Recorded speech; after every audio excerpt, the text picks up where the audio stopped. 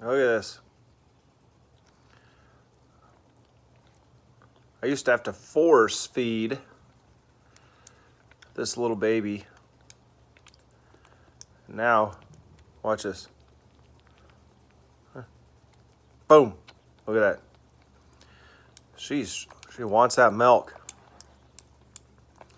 She's about 9 weeks old, and she is super tiny. Look at this. Super tiny. Malnutritioned. And her mama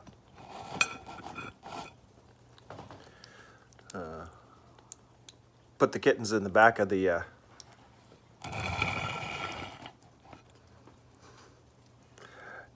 my old truck, and when I'd look in there, they'd all scurry away except for this one.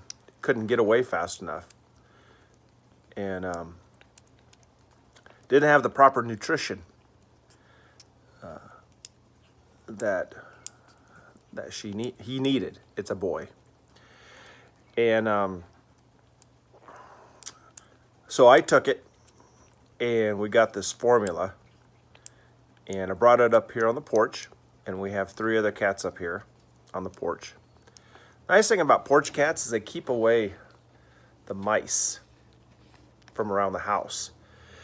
We don't have any animals inside the house. I used to do that, and house stunk. But you don't notice it when you are raised with animals in the house, and that's always the way it is. But then when you marry somebody that has allergies, and am I not squeezing? I got to kind of squeeze the bottle a little bit. Then that stops a lot of that. And if anything was ever to happen to my family, and it was just me, I would never go back to putting animals in my house. But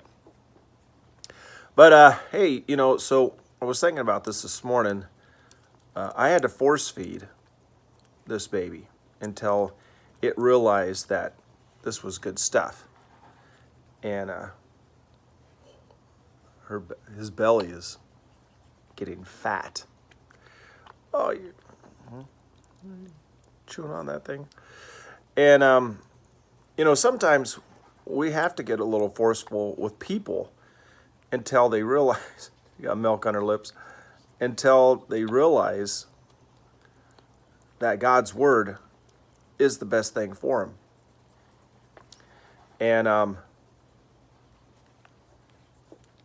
And then they're just like this little kitten. They can't get enough of it, in it.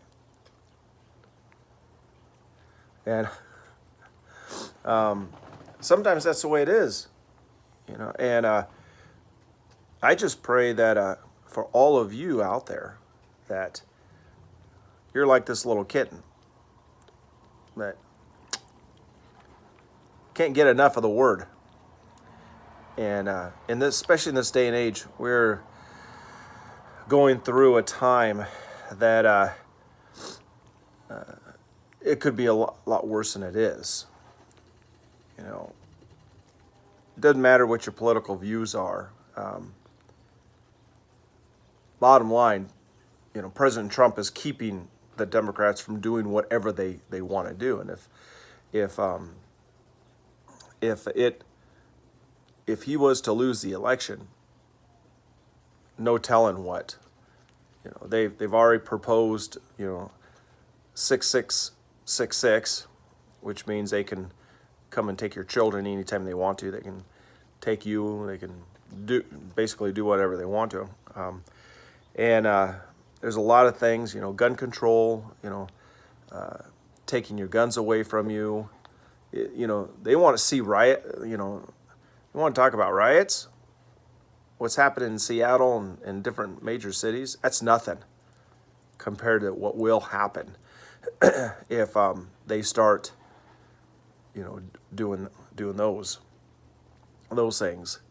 And so we really need to pray that God intervenes, not President Trump, not our electoral vote system, but God. We can't put our faith in our voting system or people. We can't do it. That never turns out well, you know.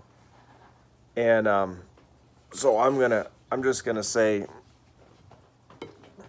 for everybody out there, oops, put my thumb in the way. Keep your faith in the one that can change history.